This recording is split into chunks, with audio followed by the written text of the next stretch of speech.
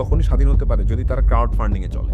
আমাদের দেশে এমন কিছু মিডিয়া হওয়া উচিত যেটা ক্রাউড চালাচ্ছে, জনগণ চালাচ্ছে, জনগণ টাকা দিচ্ছে, জনগণ বিশ্বাস করছে এবং জনগণের কথা না আসলে জনগণ পিটাও লাগাচ্ছে। আমাদের তথ্যমন্ত্রী অসহায়ভাবে ফেসবুক স্ট্যাটাস দিয়ে তার নাকি হাত পা বাঁধা। ভাই আপনার যদি হাত পা বাঁধা থাকে তাহলে তো আমার পুরো আমাদের সারা দেশের মানুষের হাত পা বাঁধা। Are you kidding me? তাহলে আপনি এখানে বসে আছেন কেন?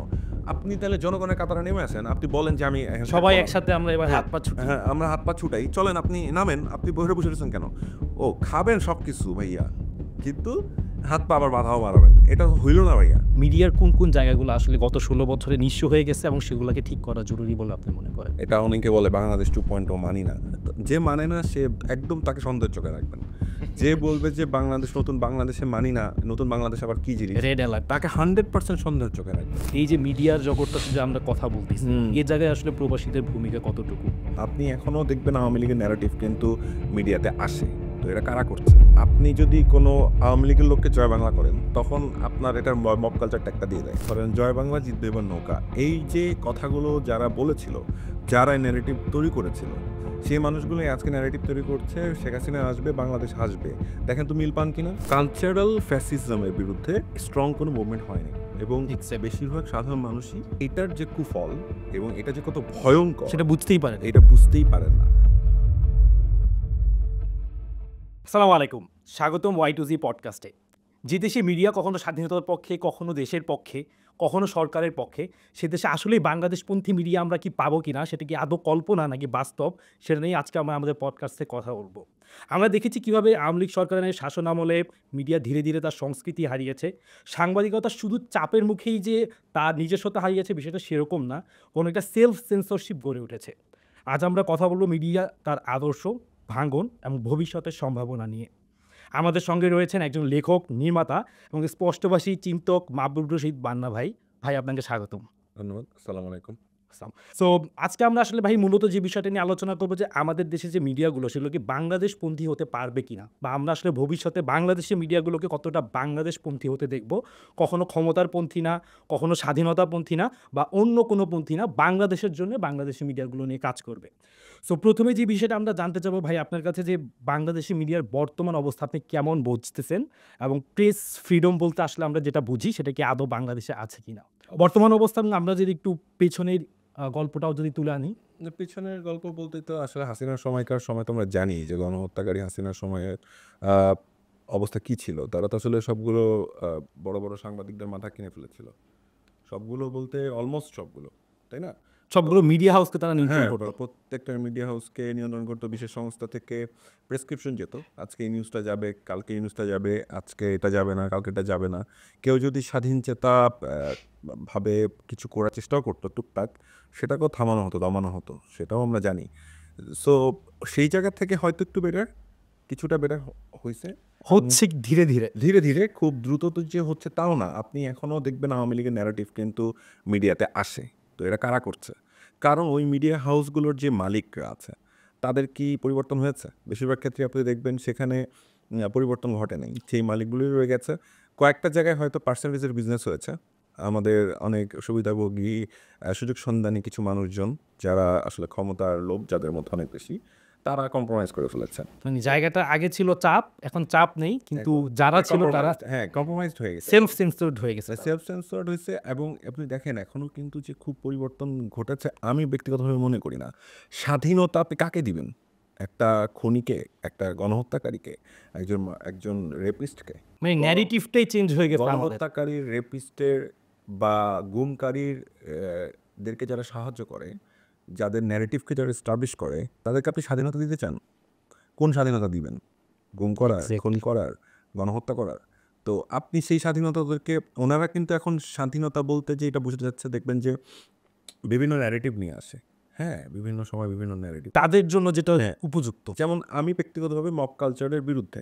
মব কালচার শব্দটা কোথা থেকে আসছে এটা একটু ফাইন্ড আউট করেন। এটা এখন আপনি যদি কোনো আওয়ামী লীগের লোককে জয় বাংলা করেন, ঠিক আছে, তখন আপনার এটার মব কালচার ট্যাগটা দিয়ে দেয়। হ্যাঁ, মানে বিষয়গুলো অনেক ক্ষেত্রেই এটা হয়ে গেছে। কিন্তু আপনারা লক্ষ্য করে দেখেন কিন্তু তাদের বিরুদ্ধে কিন্তু আমাদের কথা বলতে হবে। থামানো যাবে না। কিন্তু মব কালচারের বিরোধী মানুষ হয়েও আমি অবশ্যই চাই না যে বিচার বহির্ভূতভাবে কোনো হত্যা হোক। হত্যা হোক, মানুষের যেটা গত অন্যায় পরশুদিনও আমরা ২-৩ দিন আগেও আমরা যেটা দেখলাম। অফ কোর্স মানে এটা তো আসলে কোনোভাবেই আমরা এটা অ্যাকসেপ্ট করতে পারি না। মানে এখন যে ন্যারেটিভটা তারা নিয়ে আসার চেষ্টা করতেছে যে যাকে মারা হইছে সেও কোনো একটা রাজনৈতিক দলের আশ্রয়ে আমি একদম থাকতো। স্পষ্টবাদী মানুষ। আমি স্পষ্টভাবে কথা বলি। ধরেন বিএনপি করতেন তিনিও। হুম। ধরেন কথার কথা। তাও কি একটা বিএনপি ব্যক্তিকে আপনি মারার মেরে ক্ষমতা ফেলা। রাখেন? আপনি কি এটা করতে পারেন? করতে পারেন না। কিন্তু দেখেন আপনি আরও তো হত্যাকাণ্ড ঘটেছে। সরকার করছেটা কি? মানে সরকার করছেটা কি? আমার প্রশ্ন আচ্ছা, হচ্ছে এখানে ভাই আমি একটা ছোট্ট জিনিস এড করি। এই যে একটা ট্যাগিং এবং ট্যাগিং এর মাধ্যমে যে একটা হত্যাকাণ্ড কিংবা রেপ যা কিছুই বলি সবকিছুকে যে একদম জাস্টিফাই করার যে বিষয়টা এবং এক্ষেত্রে মিডিয়াও কিন্তু কাজ করছে। সে জায়গাটাকে আপনি কিভাবে মনে হ্যাঁ, করেন? যে অবশ্যই। মিডিয়ার ভূমিকাটা এটা জানতে আগেও ছিল। আমি সেটাই বলছি যে আপনি স্বাধীনতা দিবেন কাকে? আপনি তো কোনো গুমকারীর সাথে সাহায্যকারীকে আপনি স্বাধীনতা দিয়ে লাভ হবে না। হুম। আপনার তো ভেতর থেকে পরিবর্তনটা আনতে হবে। যারা এই মিডিয়াগুলো চালাচ্ছে, প্রতিষ্ঠানগুলো চালাচ্ছে, সেই ব্যক্তিগুলোকে আপনাদের ধরতে হবে। ওদেরকে আটকাতে হবে। ধরেন কথার কথা একটা এক্সাম্পল দিচ্ছি, হ্যাঁ? ধরেন জয় বাংলা জিতবে এবার নৌকা। এই যে কথাগুলো যারা বলেছিল, যারা এই ন্যারেটিভ তৈরি করেছিল, সেই মানুষগুলোই আজকে ন্যারেটিভ তৈরি করছে, শেখ হাসিনা আসবে, বাংলাদেশ হাসবে। দেখেন তো মিল পান কিনা? সেই ব্রেইনগুলোও তো সরকারের ভেতরে বসে আছে। জায়গায় বসে আছে। অবশ্যই সরকারের বিভিন্ন বড়, বড় মাথাদের সাথে তাদের ভালো, ভালো সম্পর্ক। জনগণের কাছে আমার প্রশ্ন যে এই মাথাগুলোকে আপনারা যদি ঠিকঠাক মতো ধরতে না পারেন, আইডেন্টিফাই করতে না পারেন, তারাই তো এই জায়গাগুলো এই চালাতে এই থাকবে। তারা তো এই কাজটা করতে থাকবে। আপনারা ধরতে হবে আপনাদের। দেখেন আমি যেটা ব্যক্তিগতভাবে আমি আমার ফিল্ডে যেটা বোধ করি এই মুহূর্তে সেটা হচ্ছে কালচারাল ফ্যাসিজমের বিরুদ্ধে স্ট্রং কোনো মুভমেন্ট হয় নাই। এবং এক্সাক্টলি। বেশিরভাগ সাধারণ মানুষই এটার যে কুফল এবং এটা যে কত ভয়ঙ্কর সেটা বুঝতেই পারে না। এটা বুঝতেই পারেন না। এবং সেটা বোঝানোর জন্যই হয়তো আজকে আমার এখানে বসা, কিছুটা চেষ্টা করা। ভাই একটা জিনিস সবসময় আমরা শুনে আসি যে আওয়ামী লীগের দখলে মিডিয়া হাউসগুলো ছিল এবং মিডিয়া হাউসগুলো ছিল একটা প্রোপাগান্ডা মেশিন। তাদের যখন যেটা যেখানে প্রয়োজন তারা সেখানে সেই ন্যারেটিভটা পুশ করার চেষ্টা করছে। কোনোটাই সেটা আমরা বুঝে বা না বুঝে সেটা হয়তো আমরা সাধারণ মানুষ গিলছে। এখন এই জায়গাটায় আপনার কাছে কি মনে হয় যে সেই ন্যারেটিভটা কি পরিবর্তন হচ্ছে বা আদৌ মিডিয়া হাউসগুলোকে ওই ন্যারেটিভটাকে একটা পজিটিভ মাইন্ডসেট নিয়ে আসার জন্য কতটুকু কাজ করতেছে? ওই যে নির্দেশ যখন অনুমতি হয়ে যায় তখন আপনি বলেন হচ্ছে কি না? নির্দেশ শব্দ আর অনুমতি শব্দ এক হয়? না। আপনি বলেন। আপনি কারেকশন করে অনুমোদন লিখলেন। এটাও কি হলো? শেখ হাসিনা নির্দেশ দিয়েছে। এখন আপনি এখন লিখলেন অনুমতি অনুমতি। কেটে অনুমোদন। হলো? হলো তো না। আপনি সফট এত 16.5 বছরের প্রেম সহজে কি বলা যায়? ভাই একটা জিনিস যে জিনিসটা আমরা সবসময় শুনে আসছি যে ১৬ বছর ধরে একটা জিনিসকে ভেঙে, ভেঙে সেটাকে নিঃস্ব করে দেওয়া হইছে। কোন জায়গাগুলো ভাই আসলে আপনি মনে করেন যে আমাদের অলরেডি ভেঙে গেছে বা আপনি যে জায়গাগুলোকে এখনো দেখেন যে এই জায়গাগুলো সংস্কার করা আমাদের জরুরি। মিডিয়ার কোন জায়গাগুলো আসলে গত ১৬ বছরে নিঃস্ব হয়ে গেছে এবং সেগুলোকে ঠিক করা জরুরি বলে আপনি মনে করেন? মিডিয়ার ইথিক্স বলে কিছু নেই প্রথমত। হ্যাঁ? ইথিক্সটাকে ধ্বংস করে ফেলা হচ্ছে সবার আগে। মিডিয়াতে কিছু ইথিক্স আমি কমিউনিকেশন অ্যান্ড মিডিয়া জার্নালিজমের স্টুডেন্ট। হ্যাঁ? আমার এখানেই আমার পড়াশোনা। আমার এখানে বেড়ে ওঠা। যদিও আমি নির্মাতা হয়েছি, নাট্য নির্মাতা হয়েছি, লেখক হয়েছি। আমার মতো করে আমি প্রতিবাদ করি বা কথা বলি। কিন্তু আমি কিন্তু আমার পড়াশোনা কিন্তু জার্নালিজম নিয়ে। এটা অনেকেই হয়তো জানেন না। ঠিক আছে? কিন্তু ইথিক্সটা কিন্তু আমি বুঝি যে এইখানে ইথিক্সটা হচ্ছে সবশেষে আপনাকে for the people by the পিপলই থাকতে হবে। থাকতে হবে। ঠিক আছে? এটা হচ্ছে ক্ষমতাপন্থী, সরকারপন্থী, হ্যাঁ। স্বাধীনতাপন্থী। এই পৃথিবীর সব দেশে সবচেয়ে সভ্য দেশেও আপনার প্রোপাগান্ডা মেশিন আছে। হ্যাঁ? এই মিডিয়া ক্ষমতাশালীদের ন্যারেটিভ প্রচার করে। আপনি যুক্তরাষ্ট্রেও যান, ওখানেও দেখবেন যে ওখানেও পাবেন। আপনি যুক্তরাজ্যে যান, ওখানেও পাবেন। পৃথিবীর যেকোনো প্রান্তে যান পাবেন। ইভেন ওয়ার্ল্ড পলিটিক্স কন্ট্রোল করার সবচেয়ে ১ম ধাপটা হচ্ছে কিন্তু মিডিয়া হাউসগুলো কন্ট্রোল করা। এক্সাক্টলি। সো এটা সব পৃথিবীর সবখানেই আছে। এটা শুধু বাংলাদেশের সমস্যা। ব্যাপারটা কিন্তু এরকম না। হ্যাঁ? কিন্তু বাংলাদেশের মতো দেশ যেহেতু মাত্র আমরা একটা রক্তক্ষয়ী সংগ্রামের মধ্য দিয়ে একটা নতুন দেশ পাইছি, আমি মনে করি। এটা অনেকে বলে বাংলাদেশ 2.0 মানি না। তো যে মানে না সে একদম তাকে সন্দেহের চোখে রাখবেন। যে বলবে যে বাংলাদেশ নতুন বাংলাদেশে মানি না, নতুন বাংলাদেশ আবার কি জিনিস? Red alert. তাকে 100% সন্দেহের চোখে রাখবেন এবং আপনি 100 ওকে যেই ব্যক্তি একবার মুখ দিয়ে বলবে, ঠিক আছে? এই ধরনের কথা তাকে 100% এবং যেই মিডিয়া হাউস বলবে, তাকেও আপনি সরাসরি সন্দেহের চোখে নিবেন। এটা হচ্ছে আমি মনে করি এক ধরনের কষ্টি পাথর যেখানে আপনি পরীক্ষা করতে পারবেন। যেই দেখবেন যে একটু কষ্ট, একটু ন্যারেটিভ দেওয়ার চেষ্টা করতেছে যে আচ্ছা হাসিনা তো খারাপ ছিল কিন্তু শেখ মুজিব তো ভালো ছিল, এই ধরনের কথাও যে বলে, ভাই আমি বলতেছি না সে অপরাধী, আমি বলতেছি তাকে সন্দেহের চোখে রাখবেন। সফট কোর্টকেও আপনি করবেন না। গত ১৬ বছরে কিন্তু শিক্ষা ব্যবস্থা দিয়ে একটা বড় ধাক্কা দেওয়া ধাক্কা হয়েছে। দেওয়া হয়েছে। এবং শিক্ষা ব্যবস্থার অবস্থা দেখেন, আমরা এইচএসসি রেজাল্টটা দেখেন। তো যদিও আকাশ পাতাল পরিবর্তন। আকাশ পাতাল পরিবর্তন। তো ৬ লক্ষ ছেলেমেয়ে ফেল করেছে। এটা কিন্তু ভয়ংকর একটা নাম্বার, রাইট?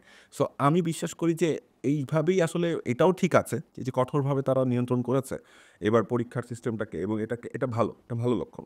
তার মানে আমরা এই স্টুডেন্টগুলোকে যোগ্য করে তুলতে পারি নাই পাস করার জন্যে।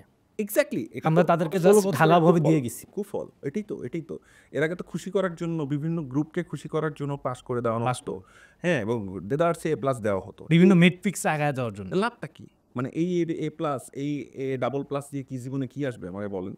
মানে সেটার অনেকগুলো প্রতিফলন তো আমরা plus বেকার আপনার কিছু কোনো প্লাস করছে না, সবাই মাইনাস করছে। Right. সো এই যে মাইনাসের দল, এই মাইনাসের দলগুলোকে কিন্তু আপনি দেখবেন যে কখনো মিডিয়া প্রশ্ন করছিল না যে এগুলো কি হচ্ছে শিক্ষা ব্যবস্থায়, এগুলো কি হচ্ছে আইন শৃঙ্খলা। বরং আমরা উল্লাসটাই দেখতাম। আমরা উল্লাসটাই দেখতাম, উল্লাসটাই শুধু সামনে আসতো, তাই না? তো এবং ফ্রন্ট লাইনে, ফ্রন্ট পেজে আপনি প্রত্যেকটা পত্রিকা দেখেন, প্রত্যেকটা মিডিয়া হাউস দেখেন, এক বিপুল বিজয়, ঠিক আছে, হাসিনার, ঠিক আছে, এভাবেই প্রচার করা হতো যে সরকার কি কি পড়াশোনাটা করিয়েছে যে দেখেন সব result পাস। কারোরই খারাপ হয় না।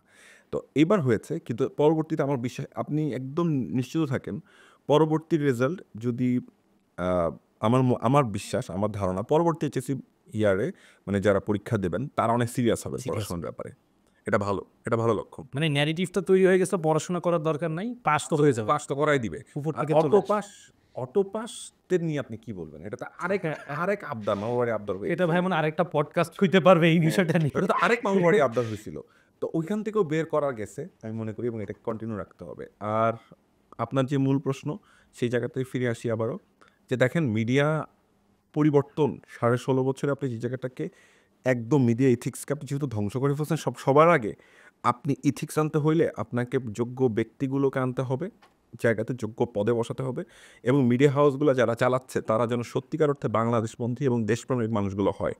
তারা কোনো দেশের পারপাস সার্ভ করার জন্য এখানে যেন না বসে, পাশের দেশের আমাদের তথাকথিত বন্ধু রাষ্ট্রের পারপাস সার্ভ করার জন্য এখানে যেন না বসে। এখানে ভাই আরেকটা বিষয় চলে আসে যে সাংবাদিকরা যারা বলতো যে যারা বাংলাদেশপন্থী হতে পারতো, তারা প্রেস ক্লাবে থাকা কিংবা সাংবাদিকতা থেকে চুপ থাকাটাকে বেশি প্রেফার করে নিছে। কারণ এইদার তাদের কিছু ভয় ছিল।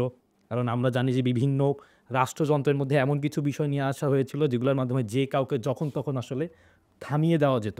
সো এরকম একটা বিষয় যদি আমরা বলি ডিজিটাল নিরাপত্তা আইন, যেটা দিয়ে আসলে পুরো বাংলাদেশের সকল মানুষ, বিশেষ করে মিডিয়াকে বেঁধে ফেলা হয়েছিল, এই বিষয়টি নিয়ে ভাই আপনার মতামত কি? এই যে বেঁধে ফেলা হয়েছিল, আপনি তো উত্তর দিয়েই দিলেন। মানে মানে আপনি এই জগতের একজন মানুষ বা মিডিয়ার একজন ব্যক্তিত্ব হিসেবে আপনি কেমন ফিল দেখেন, একজন মানুষ ফেসবুকে একটা কথা লিখে প্রতিবাদ করবে, সেটারও কিন্তু ভয় ছিল। ডিজিটাল নিরাপত্তা আইনটা এমন ছিল, আমি খুব সহজভাবে বলার চেষ্টা করি, দর্শক যাতে বোঝেন আমার কথাগুলো। আমি চাই না দর্শকের কথা আমার মাথার উপর, মানে দর্শকের মাথার উপর দিয়ে যাক। হ্যাঁ, আমি জিনিস একটা সহজভাবে বুঝিয়ে দিচ্ছি। ধরেন আমি লিখলাম শেখ হাসিনা একটা চোর, শেখ হাসিনা একটা বাটপার, আমি এই কথাটা লিখলাম। ডিজিটাল নিরাপত্তা আইনটা এমন ছিল যে আপনি এটা দিয়ে তাকে একদমই অজামিনযোগ্যভাবে আপনি তাকে বছরের পর বছর কারাগারে রাখতে পারবেন। সহজভাবে দর্শকের জন্য বললাম। এই ভয়ঙ্কর আইনটা, কি যে ভয়ঙ্কর আইনটা, আপনি বুঝতে পারতেছেন? যে আপনি যাকে যদিও তো ভোট কখনোই হয় নাই। আপনি ধরেন যে আপনার সরকার চালায়, যদিও গণপ্রজাতন্ত্রী বাংলাদেশ সরকারের যিনি প্রধান ব্যক্তি, তাকে আপনি প্রশ্ন করতে পারবেন না, বা তার নিচের কোনো ব্যক্তিগত প্রশ্ন করতে পারেন যে কোনোভাবে। আপনার এরকম ঘটনা দেখেন, করোনার সময় আমি যদি ভুল না করে থাকি, কার্টুনিস্টের নাম হচ্ছে কাজল, এরকম কিছু। কাজল ভাইকে ধরে নিয়ে গেল, নিয়ে যে অকথ্যভাবে নির্যাতন করা হলো শুধুমাত্র কয়েকটা কার্টুন আঁকার অপরাধে। আপনি কার্টুন আঁকার অধিকারও হারিয়ে ফেলেছিলেন। আপনি যে একটা প্রতিবাদ করবেন কার্টুন এঁকে বা একটা গ্রাফিতি করে বা কিছু করে, সেটার অধিকার এবং সড়ক আন্দোলনের সময় একজন ফটোগ্রাফার ছিলেন শহীদ। শহীদকে কি পরিমাণ, আপনার ওই দৃশ্যগুলো মনে আছে? ছাত্রলীগের ছেলেরা কীভাবে তাকে ধাওয়া দিয়ে কীভাবে তাকে কুপিয়েছিল একজন সাংবাদিককে। তখন আমাদের বিবেক কোথায় ছিল? তখন আমরা কি করছিলাম? তখন আমরা যারা কথা বলছিলাম তারা বেসিক্যালি দৌড়ে পড়েছিলাম। এখানে টিকে থাকাটা অনেক কঠিন ছিল, আসলে ফাইটটাও অনেক কঠিন ছিল, এবং এই আইন, এইসব কালো আইন দিয়ে আপনার অবস্থাটাকে আরো ভয়ঙ্কর করা হয়েছিল আসলে। আরেকটা বিষয় ভাই, এখনকার সময়টা তো আসলে পরিবর্তনের একটা পট আমরা দেখতে পেয়েছি। সো এখনো কি আপনার কাছে মনে হয় সাংবাদিকরা সত্য প্রকাশ করতে কি আগের মতোই ভয় পায়? বা সেই ভয়টা কি আদৌ পরিবর্তন আমি হইছে? আমার এক্সাম্পলটা দিই, হ্যাঁ? আমার রিসেন্ট একটা এক্সাম্পল দিই। সেটা হচ্ছে আমি একটা ইন্টারভিউ দিয়েছিলাম একটা গণমাধ্যমে। সেখানে আমার প্রায় 60% আমার কথা সেন্সর করা হয়েছে। হ্যাঁ? তাহলে আমার মনে হয় অবস্থাটা বোঝা যাচ্ছে। তাহলে ভাইয়া যদি এখনো ভয় পায়, সেই ভয়টা কার? আমি সেটা ক্ষমতায় যারা আছে তাদের। বিষয়টা এরকম আমি বুঝিয়ে বলি। ধরেন আমি কোনো একটা উপদেষ্টাকে প্রশ্ন করলাম যে, "আপনি এই কাজটা কেন করেছেন? এবং এটার জন্য আপনি ক্ষমা প্রার্থনা আপনার হওয়া উচিত এবং দ্রুত ক্ষমা প্রার্থনা করা উচিত।" আমি যে কথাগুলো বলছি, আমি ধরেন কোনো উপদেষ্টাকে নিয়ে কোনো কথা বললাম, হ্যাঁ? আমি একজন ক্ষমতায় থাকা ব্যক্তিকে প্রশ্ন করব বলেই তো আমার ভাইয়েরা এবং বোনেরা রক্ত দিয়েছিল, রাইট? তাই তো। তাই তো? এত মানুষের এত কষ্ট, এত বছরের এত জার্নি, এত কষ্ট, রাইট? তো আমি যদি এখনো সেই কথা বলতে না পারি তাহলে এটার মানে কি দাঁড়ালো? তা আমিও তো আসলে ওই জায়গা থেকে যখন প্রশ্নগুলো করলাম, আমি যখন কথা বললাম তখন দেখলাম যে আ প্রায় 60% গায়েব আমার কথা। আমি ১.৫ ঘন্টার ইন্টারভিউ দিলাম তো সেটার অন এয়ার হলো ২৯ মিনিট। সেই ২৯ মিনিটের ভেতরে অনেকের গায়ে জ্বালা ধরে গেছে। মানে এত সেন্সর করতে হয়েছে।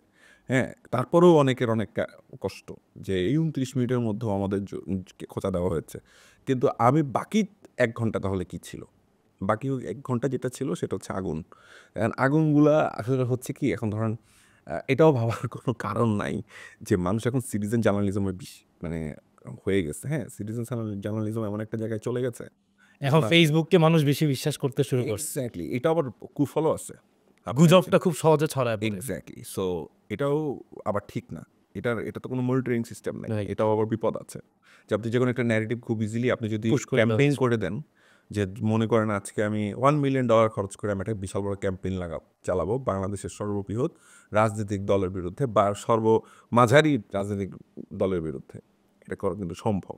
বা একটা গ্রুপের বিরুদ্ধে বা একটা ব্যক্তির বিরুদ্ধে আপনি তার লাইফ ফেল করে দিতে পারবেন লিটারেলি। এটা কিন্তু সম্ভব। কিছু ডলার বুস্ট করলেও সম্ভব।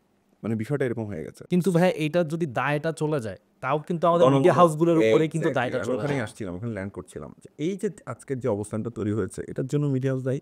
তারা সুস্থভাবে থাকে নাই। আপনি শুধুমাত্র একটা এক্সাম্পল দিই আপনারা বুঝতে পারবেন। যে ধরেন একটা নির্বাচনে ২০২৩ সালের নির্বাচন, রাইট? সো ২৩ সালে যে নির্বাচনটা হলো সেই নির্বাচনে আপনার কি মনে আছে? ২৩ নাকি ২৪ এ নির্বাচন হলো? ২৪ এর ২৪ এ নির্বাচন, নির্বাচন, ২৪ রাইট, এর জানুয়ারি। ৭ই জানুয়ারি, রাইট? সো এই নির্বাচনের সময় মনে আছে যে যমুনা টিভি শুধুমাত্র একটা আ এলাকার আ নির্বাচনের যেই অবস্থা কিভাবে সেটা তুলে ধরেছে। হয় না তুলে ধরেছিল। কারণ তাদের মালিক পক্ষের কেউ একজন ওখানে নির্বাচন করছিলেন। হ্যাঁ? তো আপনি দেখেন সারা বাংলাদেশে কিন্তু যমুনা ১ নাম্বার হয়ে গেল। টিআরপিতে ১ নাম্বার, সবচেয়ে পপুলার ১ নাম্বার এবং ২৪ এও কিন্তু যমুনা টিভির একটা বিশাল ভূমিকা বিশাল আছে। ভূমিকা ছিল। এটা কোনো সন্দেহ নেই এবং বিশাল ভূমিকা কিন্তু ওখান থেকেই তারা ইন্সপায়ার হয়তো হয়েছে যে জনগণের পক্ষে থাকতে হবে। তাহলে থাকতে হবে। জনগণ যে ভালোবাসাটা দেয় এটা এটা ইমেন্স। এইটা আসলে অকল্পনীয়। ওই সেন্সর করে কখনো পাওয়া যাবে পাওয়া না। যাবে না। সো সেন্সর করে না তা না, করে কিন্তু। কিন্তু তারপরেও যতটুকু দেখায় সেটা অন্য কেউ দেখায় না। দ্যাটস ওয়াই তাদের কোনো কম্পিটিশন নাই। রাইট। সবাই তো জুমাতুল বিদা হয়ে উঠতে পারে না। জি। তাই না? সো এই যে সাহসটা, এই যে সঞ্চয় করাটা, এই যে দেখেন যমুনা টিভির একটা এক্সাম্পল, ৩০০ আসনের গল্প দেখানোর দরকার নাই কিন্তু।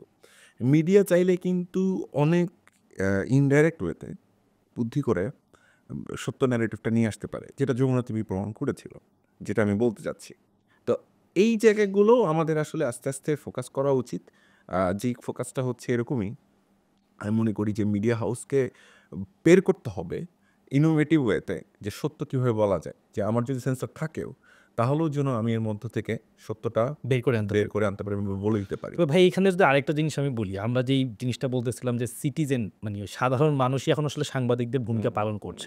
আমরা এই রিসেন্ট যে হত্যাকাণ্ডটা হলো সেটার জন্য যদি দেখি, ওইটা কিন্তু ৩ দিন পার হয়ে যাওয়ার পরও কোনো মূল গণমাধ্যমে আসেনি। যখন এইটা আস্তে, আস্তে মানুষ এই জিনিসটাকে সবার সামনে তুলে আনলো। এটা একটু আমার মনে হয় এখানে একটু ভুল আছে। কিছু পত্রিকায় এসেছিল। হুম। কিন্তু এতটা জোরালোভাবে আসেনি। এরকম পত্রিকাতে আমরা ওটার সবসময় ভিডিও দেখি আসার পরে। আসে, ওটাও কিন্তু তারপর সোশ্যাল পাওয়া মিডিয়া। যায়। ওটাও কিন্তু সোশ্যাল মিডিয়া। হ্যাঁ। এটা বুঝতে হবে আপনাকে। এখানে কিন্তু মূল স্ট্রিম মিডিয়াতে কিন্তু এটা আগে আসে নাই। আগে হ্যাঁ? মানে নিউজ হয়েছিল। ওই যেদিন ঘটনা সেদিনই তার পরের দিনই সম্ভবত নিউজ হয়েছিল। কিন্তু আ সোশ্যাল মিডিয়াতে যখন ভিডিওটা আসলো, আপনি সেইম ঘটনাটা যদি আপনি ভিডিও না দেখতেন, হ্যাঁ? আপনার সামনে ভিডিও চোখের সামনে না আসতো তাহলে এই ইমপ্যাক্টটা ফেলতো। ইমপ্যাক্ট ফেলতো। ঠিক? মুগ্ধের ভিডিও আসছিল বলে ইম্প্যাক্টটা ফেলেছে, আবু সাইদের ওই ভিডিওটা এসেছিল বলে ইম্প্যাক্টটা ফেলেছে। মানুষ এখন অনেক বেশি ভিজুয়াল, চোখের সামনে জিনিসগুলো দেখতে চায়। বুঝতে চায় যে ঘটনাগুলো কী। এই জন্যই গণমাধ্যমের ভূমিকা আরও বেশি, তাদের দায়িত্ব বেশি, যেন মানুষের সামনে সত্য ঘটনা দেখানোর জন্য একদম ভিজুয়াল সহ দেখানো যায়। কারণ আমি যদি শুধু বলতে পাথর মেরে একজনকে হত্যা করা হয়েছে, আপনি কিন্তু আমি যদি বুঝতাম না আসলে পাথরটা কীভাবে মারা কিভাবে হয়েছে। মারা হয়েছে এবং ও আচ্ছা, কতটা পাথর মেরে মেরেছে মধ্যযুগীয় কায়দায় আসলে এতটুকু এই আন্ডারস্ট্যান্ডিংটুকু যদি আমি না দেখতাম তাহলে তো বুঝতাম না। সো এই অন্যের প্রতিবাদ আপনাকে করতেই হবে মানুষ হিসেবে, এটা নৈতিকতা। আপনি যেই দলই সাপোর্ট করেন না কেন, আপনি বিএনপি হোক, জামাত হোক, আপনি এনসিপি হন বা যে কোনো দল হন, আপনাকে কিন্তু মানুষ, সবার আগে আপনি মানুষ। 24-এ মানুষগুলো এই জন্য জীবন দেন নাই এই দৃশ্য দেখার জন্য। 24-এর জুলাইয়ে যে ফাইটটা হলো, 16.5 বছরে যে মানুষগুলো কষ্ট করলো, ইভেন যেই দলের কর্মী আজকে আরেক কর্মীকে মারলো, সেই দলটাও তো 16 বছর সাফারার, কষ্ট করা। তো আপনারা এটাকে অ্যালাউ করবেন কেন? এই জানোয়ারগুলোকে ধরে ধরে জয় বাংলা কেন করতেছেন না? এখানে ভাই আরেকটা বিষয় যেটা হচ্ছে ভাইরালিটি ফ্যাক্টর। মিডিয়া যে জিনিসটা ভাইরাল হচ্ছে, যে জিনিসটা মানুষের কাছে বেশি মানে মনে হচ্ছে যে তাদের টিআরপি বাড়বে, মানুষ বেশি দেখবে, ভিউ বেশি দেখবে, সেগুলোকে কি সামনে আনছে? বিষয়টা কি এরকম হয়ে যাচ্ছে? কারণ এর মাঝখানে আমরা অনেক খুন, ধর্ষণের কিন্তু চাপা পড়ে যেতে দেখছি। কিন্তু এই একটা ঘটনা হয়তোবা এখন মানুষ এটাতে অনেক বেশি এটা তো সবখানেই উত্তাল হচ্ছে। হয়ে উঠছে। পৃথিবীর সবখানেই আপনার সবাই ডলারের পেছনেই দৌড়ায়। আপনি দেখেন বেশিরভাগ ক্ষেত্রেই ডলারের পেছনেই দৌড়ায়। খুব স্বাধীন চেতা মানে গণমাধ্যম খুব কমই আছে। গণমাধ্যম তখনই স্বাধীন হতে পারে যদি তারা ক্রাউড ফান্ডিং এ চলে। আমি মনে করি যেমন নিউজ লন্ড্রি, আপনি এর সাথে আপনারা হয়তো অনেকেই ফলো করেন, জানি না। যারা দেখেন, আমি দেখি নিউজ লন্ড্রির নিউজগুলো, দেখবেন সবসময় সত্য ঘটনা বলার চেষ্টা করে ভারতীয় একটা জায়গা, মানে একটা পোর্টাল। তো এই যে নিউজ লন্ড্রি, ওরা কিন্তু ক্রাউড ফান্ডিংয়ে চলে এবং এই জন্য ওরা সত্য কথা বলতে পারে এবং ওদের কিন্তু কারোর উপরে ভরসা করতে হচ্ছে না, কোনো প্রতিষ্ঠানের ন্যারেটিভ তাদেরকে প্রচার করতে হচ্ছে না, কোনো রাজনৈতিক দলের ন্যারেটিভ তাদের প্রচার করতে হচ্ছে না। তারা একই সাথে বিজেপিকে গালি দিচ্ছে, একই সাথে তারা কংগ্রেসেরও ভুল সত্যটা যে তুলে কেন এটা ক্রাউড ফান্ডিংয়ে চলে। আমাদের দেশে এমন কিছু মিডিয়া হওয়া উচিত, আমি পডকাস্টের মাধ্যমে এই আন্ডারস্ট্যান্ডিংটুকু জনগণের কাছে দিতে চাই, যে ক্রাউড ফান্ডিংয়ে কিছু মিডিয়া তৈরি হোক, যেটা ক্রাউড চালাচ্ছে, জনগণ চালাচ্ছে, জনগণ টাকা দিচ্ছে, জনগণ বিশ্বাস করছে এবং জনগণের কথা না আসলে জনগণ পিটাও লাগাচ্ছে। মানে মাল লাগানোর জায়গা রাখতে হবে ভাই, আমি টাকা দিব, আমি তোমাকে জবাব দিতে আসতে হবে। হ্যাঁ, জনগণ যার যেমন সামর্থ্য, কারোর সামর্থ্য 200 টাকা, সে 200 টাকা পাঠাবে, কারোর সামর্থ্য 2000 টাকা, সে 2000 টাকা পাঠাবে। তাহলে ভাই এখনকার বাংলাদেশে যাদের আসলে স্বাধীন সাংবাদিকতা পৃষ্ঠপোষক যারা হওয়ার কথা, মূল মিডিয়া হাউসগুলো, তাদেরকে কি বিকল্প আমাদের চিন্তা করতে হবে? প্রথমত আপনাকে প্রমাণ করতে হবে যে আপনি বিকল্প হওয়ার যোগ্য কিনা। ঠিক আছে? এই জায়গাটা খুব বড় টাফ। কিন্তু আপনি যদি শুরু থেকে চিন্তা করেন যে আমাকে কেউ করে দিবে, যেমন আপনারা আজকে এসে 2025 সালে এই স্টুডিওটাতে আপনি শ্যুট করতে পারছেন। হ্যাঁ, আপনি জাস্ট 2 বছর আগে চিন্তা করেন তো, আপনি কল্পনা করতে পারতেন যে আপনি এইভাবে কথা বলবেন? যে আসারই সাহস পেতাম। হ্যাঁ, এক্সাক্টলি। মানে সাহস পেলেও আপনি বাসায় বসে করতেন বা কোনো জায়গায় লুকায়ে করতেন বা বিদেশে বসে করা লাগতো। বা কিনা বেশিরভাগ ক্ষেত্রে বিদেশে বসে। আমি ওইটাকে একদমই ছোট করছি না। এবং অনেক ক্ষেত্রে কিন্তু ওরাই কিন্তু 24-এর গণ অভ্যুত্থানের সবচেয়ে বড় একটা ভূমিকা মূলনায়ক, রাখছে। একদম মূলনায়ক। তাদেরকে আপনার সবচেয়ে বেশি ক্রেডিট দিতেই হবে। মানে যে কয়জনকে ক্রেডিট দিবেন তাদের মধ্যে তাদেরকেও দিতে হবে। যদিও তারা যে ক্রেডিটের কাঙ্গাল, আমার তাদের কাছে এটা মনে হয় না। মানে আমার কাছে একদমই মনে হয় না যে ধরেন এই ব্যক্তিরা যারা ইনফ্লুয়েন্সারদের কথা যেভাবে বলতেছেন, আশা করি সামনে এই বিষয়ে নিয়ে আলোচনা করবো আমরা। আমার মনে হয় তারা খুব ক্রেডিটের কাঙ্গাল মানুষ আমি খুব একটা পাই নাই। ঠিক আছে? 2-1 জন থাকতে পারে, কিন্তু বেশিরভাগই আমার কাছে মনে হয়েছে তার ক্রেডিটের জন্য এটা করে নাই। দেশকে ভালোবেসেই করছেন এবং দেশ ছাড়ছিল সত্য কথা বলতে গিয়ে। এবং বেশিরভাগই দেখবেন সবার ব্যাকগ্রাউন্ডে কিন্তু কষ্টটা আসে। কয়েকজন আওয়ামী লীগের সাথে ছিলেন একটা সময় পর্যন্ত, কয়েকজন ভিন্ন রাজনীতি করতেন, সিপিবি করতেন বা আরও বাজে কিছু দল আছে সেগুলো করতেন। পরবর্তীতে তারা কিন্তু আন্ডারস্ট্যান্ড করতে পারছেন যে দেশটাকে তারা ভালোবাসা নিয়ে ধারণ করেন। তো সেই জায়গা থেকে তো যেটা বলছিলাম আর কি, ক্রাউড ফান্ডিংয়ের জায়গাটায় আসলে আমার মনে হয় একটা গ্রেট সলিউশন হতে পারে যে যদি কিছু মিডিয়া তৈরি হয় যেটা ক্রাউড চালায়, তখন আপনি দেখবেন যে কিছু সত্যবাদিতা চলে আসবে। তবে যতক্ষণ পর্যন্ত বেনিয়াদের পাল্লায় পড়ে আছে বাংলাদেশের মিডিয়াগুলো, আর কিছুদিন আগের ঘটনা একটা মনে করায় দিই। হাসনাতের কয়েকটা স্ট্যাটাস ছিল, রাইট? একটা এজেন্সির একটা বিশাল মিডিয়া গ্রুপের এগেনস্টে, রাইট? ফটোকার্ড বোম্বিং করা হলো তাদের এগেনস্টে এবং সেটা কিন্তু কাজেও দিল। এই ফটোকার্ড সংস্কৃতি কিন্তু তৈরি করা হয়েছে। এটা কিন্তু আজকের না, এই যে হাসিনার সময়কার এটা কিন্তু এই রোগ, এই ভয়ঙ্কর রোগ কিছু তৈরি হয়েছে। একটা হলো ফটোকার্ড রোগ। আপনি যার তারা যখন তখন আপনি ফটোকার্ডের মূল বক্তব্য যেটা নিউজে বেশিরভাগ মানুষ তো পড়ে না, পড়ে না। ফটোকার্ডটার পর হেডলাইনটার মধ্যে এমন একটা ফালতুরামি আপনি হেডলাইনের মধ্যে দিয়ে দিলেন, এমন একটা ফালতু শব্দ আপনি ব্যবহার করলেন, এমন ফালতু বাক্য আপনি দিয়ে পুরো দিলেন, ন্যারেটিভটাই চেঞ্জ পুরো narrative চেঞ্জ হয়ে গেল। আপনি বলছেন কি পুরোটা সময় আপনি যে কষ্ট করে আমি এখন শেখ হাসিনার প্রশংসা করলেন মাবরুর রশিদ বান্না, এই ধরনের কথা যদি আপনি এখন আমার এই পডকাস্টের ভেতরে হেডলাইন দিয়ে রাখেন, তাহলে তো আমি হয়তো কোথাও বলছি যে হ্যাঁ তার প্রশংসা করতেই হয়, কারণ সে তো যেভাবে মানুষ মেরেছে সেটা তো আর কেউ অকল্পনীয়, আর কেউ পারেনি। এখন আপনি ওই লাইনটা পিক করলেন, কইরা আপনি হেডলাইন দিয়ে দিলেন, এ তো হইল না ভাই। আমি এতক্ষণ ধরে কি বললাম, খবর পড়ার পর মানুষ চিন্তা করবে যে এটা কি ছিল। এটা কি ছিল, আপনি না খবর দেখবেও না, দেখবেও না। হেডলাইন বান্না কি মাথা খারাপ হয়েছে, ও কেন এটা করতে গেছে, বা আমাকে বলবে এ তো গাদ্দার হয়ে গেছে, তাই না? এই যে অলরেডি মানুষের জাজমেন্ট হয়ে গেছে। জাজমেন্ট কিন্তু অনেকে তো দেখানোর সময় নাই, ও হেডলাইন কি, ওর কি মাথা সমস্যা হয়েছে কোনো? তো এই যে কথাগুলো আপনি কিন্তু দেখেন কীভাবে ন্যারেটিভ, আমি কিন্তু কেন বলছি প্রশংসা করতে যেভাবে মানুষ মেরেছে এটা সবাই পারে না, কিন্তু আপনি লিখলেন কি প্রশংসা নাকি প্রশংসা করছি। তো এই যে কথাটা, এই ইত্রামিগুলোই কিন্তু এতদিন ধরে মিডিয়াতে চলে আসছে। চলে আসে, এখনও হচ্ছে স্টিল। এই শয়তানি থেকে কেউ বের হয় নাই, কিন্তু অনেকেই বের হয় নাই। বেশিরভাগ মিডিয়া হাউস এই শয়তানিটাই করে।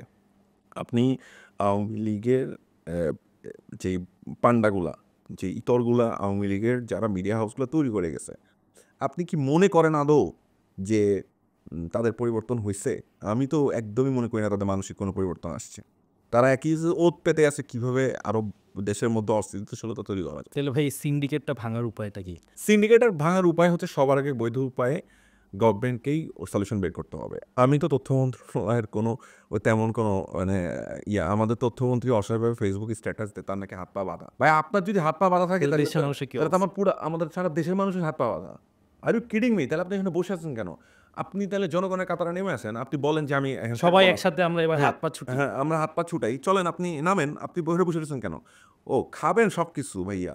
কিন্তু হাত পা আবার বাঁধাও বাড়াবেন। এটা হইল না ভাইয়া। মুখটা খোলা আছে। হ্যাঁ, আপনার মুখ খোলা আছে, হাত পা বাঁধা, মুখ খুলেন। তো বলেন, আপনি তো এটাও বলতেছেন না। কে আপনার কাজ করতে দিচ্ছেন না সেটা লেখেন।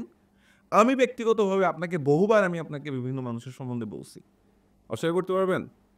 যে আপনি কয়টা অ্যাকশন নিচ্ছেন? দেখতেছি বলে শেষ, গল্পটা ডান। কোথায় দেখছেন আপনি? কালচারাল ফ্যাসিজমের বিরুদ্ধে এই যে সিআরআর সাথে যে ব্রেনগুলো ছিল, এই যে গ্রের গাছুল আলম শাওনের মতো যে ইতরগুলো ছিল, এদের কি কোনো কিছু বলছেন আপনারা?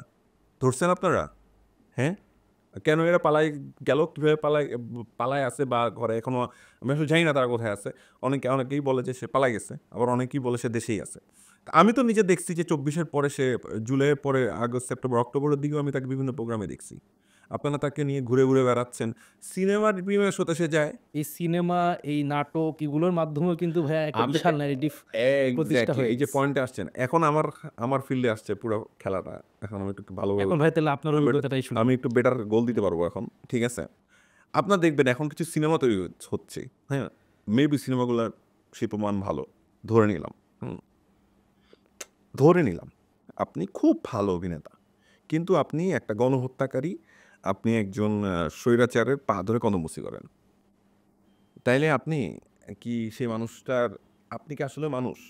ইথিক্সের জায়গায় তো আপনি একজন গণহত্যাকারী, একজন গুমকারী, একজন গণহত্যাকারী এবং গুমকারী, আবারও বলতেছি একজন গণহত্যাকারী, একজন গুমকারী এবং একজন চরম বিকৃত মানসিকতার সাইকোপ্যাথ এর পা ধরে সালাম করেন। কারণ তার পাওয়ার আছে। আপনি কি আসলেই মানুষ? আমি প্রশ্ন করতেছি। আপনি অভিনেতা নাকি মানুষ? কোনটা? আপনার ইন্টেনশনই ছিল যে আমি পাওয়ারের কাছাকাছি থাকবো। কিছু একটা পাবো। হ্যাঁ, কিছু একটা পাবো না। সব পায় খাইতে হবে তাদের। এই যে এইগুলো এরাই কিন্তু এখন দেখবেন যে সিনেমার নামে বিভিন্ন জায়গায় দেখবেন যে প্রিমিয়ার শো, এবং সেই প্রিমিয়ার শোগুলোকে কিন্তু কারা লেজিটিমাইজ করতেছে ব্যাপারটা বুঝতে হবে। কিন্তু আমার ভাইয়ের, আমার বোনের, আপনার ভাইয়ের, আপনার বোনের, আমাদের সকলের মানে পরিচিত অথবা অপরিচিত মানুষের রক্তের উপরে আসা যে চেয়ারটা, সেখানে বসে তারা প্রিমিয়ার শো এন্ডোর্স করতেছে। আপনার কি আর খেয়ে দেওয়ার কোনো কাজ নাই? আপনাকে খেয়ে দেওয়ার কোনো কাজ নাই? মানে এই প্রিমিয়ার শো আপনি চাইতে হবে, এই প্রিমিয়ার শো আপনার করতে হবে। আপনার তো ব্যক্তিগতভাবে আরও কাজ আছে। আমার জুলাই যোদ্ধা নিয়ে আপনি বড় আলাপ দেন, আপনারা অনেক বড় কথা বলেন, অনেক তারা এটার পৃষ্ঠপোষক ছিল। সাংস্কৃতিক মানে কি বলবো এটারে বলে সাংস্কৃতিক ব্যক্তিত্ব হয়েছেন আপনারা বড় হন, কোনো সমস্যা নেই ভাই। আপনারা ফ্যানও, আমি ব্যক্তিগতভাবে বলি, কিন্তু আমি একসময় তার ফ্যানও ছিলাম। কিন্তু ফ্যান থাকি নাই কখন, যখন আমি দেখছি যে ও মাই গড এটা আরো ভয়ঙ্কর। কারণ এরা যেটা করতেছে এরা হচ্ছে ওদেরকে বাঁচানোর জন্য এখানে ঢুকছে, ওই ইতরগুলোকে ওই ব্রেনগুলোকে যেন কোনোভাবে ডেড না হয়। কারণ আপনি আওয়ামী লীগকে আর কোনোভাবে ফেরাইতে আনতে পারতেছেন না। আপনি কিন্তু আওয়ামী লীগকে বাঁচায় রাখতে পারবেন শুধুমাত্র কালচার ন্যারেটিভ রাইট, এখন বাঁচায় রাখতে হলে তো কোনো একটা লোক লাগবে এর ভিতরে, ওই লোকটাকে ঢুকাই দেওয়া হয়েছে। যে ওই ন্যারেটিভ হ্যাঁ, যেভাবে বাঁচানো যায়। তো আপনি ইন্টেনশনটা কি আসলে আপনার ইন্টেনশনটা কিন্তু ক্লিয়ার না। দেখবেন সফট কোর ভাবে হাসিনার গালি দেয়, পুরোটা বলতেছে। পুরোটা বলতে চায় না, পুরো লাইন বাক্য কমপ্লিট করে না। আমি যখন সরাসরি বলি তাদের মুখে দেখবেন সরাসরি আলাপ নেই। তারা আলাপ দেয় কিরকম, তারা আলাপ দেয় হচ্ছে এরকম যে ধরেন 7 তারিখে ফেসবুকে স্ট্যাটাস দিচ্ছে যে ডক্টর মোহাম্মদ ইউনূসের প্রথম কাজ হওয়া উচিত 32 নম্বরে যে এটার ভিজিট করা বা এটা গণমুজ করা। 7ই আগস্ট আপনারা কি আদৌ মনে করেন তখন আমার ভাইয়ের রক্ত, আমার বোনের রক্ত রাস্তায় লেগেছিল না, আমার লাশ পড়েছিল না? আমার বাবারা, আমাদের মায়েরা তখনও কি তাদের ছেলেমেয়েদের খুঁজে বেড়াচ্ছিল না? একজন বাবার কাঁধে কি তার সন্তানের লাশ ছিল না?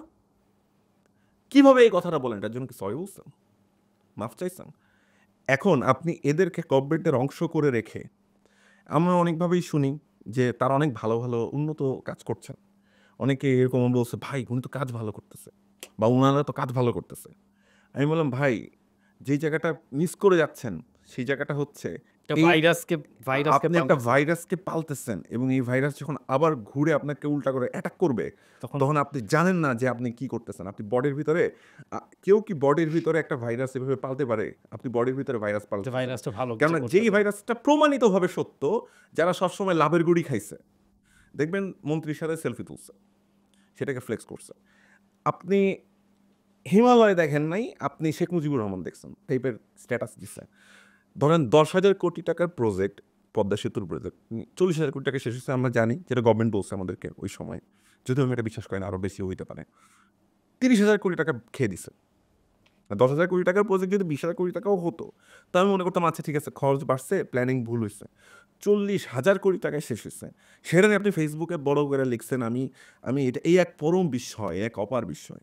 এটার জন্য সরি বলছেন, ক্ষমা চেয়েছেন জনগণের কাছে, বসছেন তো জনগণের ইয়াতে। কারণ হচ্ছে এরাও কিন্তু ওই আপনার আজকের পডকাস্টের যেই মূল বিষয় সেটা হচ্ছে মিডিয়ার কিছু পার্টিকুলার মিডিয়ার পাওয়ার এখানে ঢুকে গেছে, মাথাটা বসে। হ্যাঁ, ওদেরকে ঢোকানো হয়েছে। কারণ কোনোভাবেই আপনি হাসিনাকে আর ঢোকাতে পারছেন না, কারণ বাংলাদেশের মানুষ মইরা দিবে, জান দিয়ে দিবে, হাসিনারে মানবে না, ঠিক আছে? কারণ আপনি 10 লক্ষ মানুষ মারতে হবে, এটা অসম্ভব টাইপের একটা বিষয়, ঠিক আছে? মানে কমপক্ষে যদি আপনার হাসিনারে আবার চেয়ারে বসাতে চান, হ্যাঁ, আপনি যদি আবার আওয়ামী লীগকে ফেরাতে চান, এই জেনারেশনে যে ছেলেগুলো আজকে ধরেন আমার এখানে যে এই রুমের মধ্যে যে কয়জন মানুষ আছে আমাদের এই পডকাস্টটা শুট করছে, হ্যাঁ, তারা বেশিরভাগই জেনজি। তারা বেঁচে থাকতে তাদের জীবদ্দশায় আওয়ামী লীগকে আর স্পেস দিবে আপনার মনে হয়? এটা কি সম্ভব? এটা সম্ভব না। তাহলে আপনার বাঁচাইতে হবে কেমনে? আপনার হাসিনার আইডিওলজিটাকে বাঁচাইতে হবে। আইডিওলজিকে বাঁচাইতে হলে কি করতে হবে? কালচারাল ন্যারেটিভটা বাঁচায় রাখতে হবে অ্যাট এনি কস্ট। সো এটা কিন্তু অনেক বড় একটা চক্রান্তর অংশ তারা ঢুকে গেছে গভর্নমেন্টের ভিতরে, এবং তাদেরকে কিন্তু আমরা কি করতেছি, উনি তো অনেক ভালো কাজ করছেন, উনি তো গালি দেওয়াচ্ছেন, উনি তো এটা করাচ্ছেন, উনি তো মূর্তি বানাইছেন, উনি এই করছেন। ভাই বিষয়টা এরকম না, বিষয়টা মূল জায়গাটায় আগে ফিরে যেতে। মূল জায়গাটা হচ্ছে তাদের ভেতরে এখনো হাসিনার হৃদয়ে বসা, হৃদয়ে হাসিনা তাদের, ঠিক আছে? তাদের হৃদয়ে ফ্যাসিজম, তাদের হৃদয়ে আর একটা বিষয় আছে, শক্তির, মানে সবসময় পাওয়ারের সাথে থাকার আকাঙ্ক্ষা। আপনি দেখবেন পরবর্তী সময়ে যারা জনগণের ভোট পেয়ে নির্বাচিত হয়ে আসবে যে দলটাই, দেখবেন কেমনে কেমনে জানে এইগুলোর সাথে এরা আছে। কারণ এদের মূল ইন্টেনশন, আপনি যখন চিন্তা করছেন, নিঃশ্বাস নিচ্ছেন যে আল্লাহ হাসিনার হাত থেকে তুমি বাঁচাইছো, ঠিক আছে, ওই মুমেন্টও কিছু বুঝে জানেন উনি ওই মুহূর্তে ওই মানুষগুলোকে নেক্সটকে ওরে পা চাটতে হবে, আমার জিব্বাটা পায়েই দিতে হবে। তো ওই ইন্টেনশনটা, আমি ব্যাপারটা বুঝতে পারছি। তো আমি একজন ব্যক্তি যিনি একজন খুবই আল্লাহর একজন সাধারণ বান্দা, যার পাওয়ারের অনেক পাওয়ার নেই, কিন্তু আমার একটা পাওয়ার আছে, সেটা হচ্ছে সত্য কথা বলতে পারি মুখের উপরে, and I don't care about this. So আমার ভাই ব্রাদারের মধ্যেই অনেক খারাপ কথা বলতে হলে আমি বলবো আই ডোন্ট কেয়ার। যতক্ষণ পর্যন্ত আপনি বাংলাদেশপন্থী বা বাংলাদেশের মানুষ না হচ্ছেন, এবং সবচেয়ে বড় জরুরি যেটা, পূর্বের কৃতকর্মের জন্য সরাসরিভাবে জনগণের কাছে ক্ষমা না চাচ্ছেন, ততক্ষণ পর্যন্ত আমাকে সত্য বলে যেতে হবে। হ্যাঁ, দর্শকদের সুবিধার জন্য অনেকে কালচারাল ন্যারেটিভ জিনিসটাই আসলে হয়তোবা অনেকে আমরা জানি না বলেই কিন্তু আজকে আমাদের এই অবস্থা। সেটা যদি একটু সহজ করে দর্শকদেরকে আমরা বুঝায় বলি যে এই ন্যারেটিভটা আসলে কিভাবে আমাদের এখনকার যে বিপর্যয়টা সেটার জন্য আসলে মূল কারণ। আচ্ছা, সহজ করে যদি বোঝাতে চাই, উম, ধরেন একটা গানের কথা মনে করায় দিই, জয় বাংলা বলে আগে বারো। হ্যাঁ, ধরেন পুরো এলাকায় সবখানে রাত দিন রাইট, বাজছে। একটা গান প্রতিটা টেলিভিশন চ্যানেলে বাচ্চারাও স্লটে, গাইছে। টাকা ছাড়া, হ্যাঁ, ফ্রি স্লটে, সুন্দর সুর, ভারত থেকে বাড়া নিয়ে আসা হয়েছে সিঙ্গার দিয়ে, হ্যাঁ, বাংলাদেশি নির্মাতা পিপলুয়ার খান এটা খুব চমৎকারভাবে এরকম মানে পিপলু এ ডটার সেল বানিয়েছেন, তৈরি করেছেন, নির্মাণ করেছেন। এই পিপলুয়ার খানরা কাদের বন্ধু, কাদেরকে কীভাবে এদেরকে এখনও তারা ধরেন আছে, টিকে আছে কোনো না কোনোভাবে, তাদেরকে ধরা হয়ে যায় কেন? আপনার কি কালচার নেগেটিভটা কীভাবে ক্রিয়েট করে এই মানুষগুলো? এই ধরেন এই যে একটা গান আপনার মাথার মধ্যে ঢুকায় দেওয়া, জয় বাংলা জিতবে এবার নৌকা, ধরেন এরকম আছে না? এই যে গানগুলো, এগুলো মাথার মধ্যে ঢুকায় দেওয়া হয় আপনার মাথার ব্রেনের ভিতরে। আপনি যখন এই গানটা ক্যাচি, তো পয়েন্টগুলো গানগুলো তো ক্যাচি, তাহলে এখন যে সিনেমার গানগুলো ভাইরাল হচ্ছে না, পোলাপাড়ার মাথার মধ্যে ঢুকে খালি এমনিই বাজে। এমনি বাজে, অর্থ বুঝুক বা এইটাও এমনিই বাজে আপনার মাথার মধ্যে। আপনি ওকে সাপোর্ট করেন বা না করেন, আপনার মাথার মধ্যে এই গানটা এমনিই বাজাবে, এই নাটকটা এমনিই দেখাবে। আপনি দেখবেন একটা ক্লিপের মধ্যে দেখবেন যে একটা কথার কথা এক্সাম্পল, যে হাসিনা ধরেন কাঁদতেছে এক শহীদের পরিবার ধরে, দেখছেন না জুলাই মাসে? এই ছবিটা, এই ভিডিওটা বারবার বারবার আপনার সামনে আনবে। আরে ওনার দলের লোকেরা কত খারাপ কাজ করতেছে, ওনার তো কোনো দোষ নেই, কান্নার দৃশ্যতে উনিও তো কষ্ট পাচ্ছেন, কিন্তু উনি যে খুনের নির্দেশটা দিয়েছেন সেটা কিন্তু একটা বড় বিষয়। হ্যাঁ, এবং সেটা তো প্রমাণিত।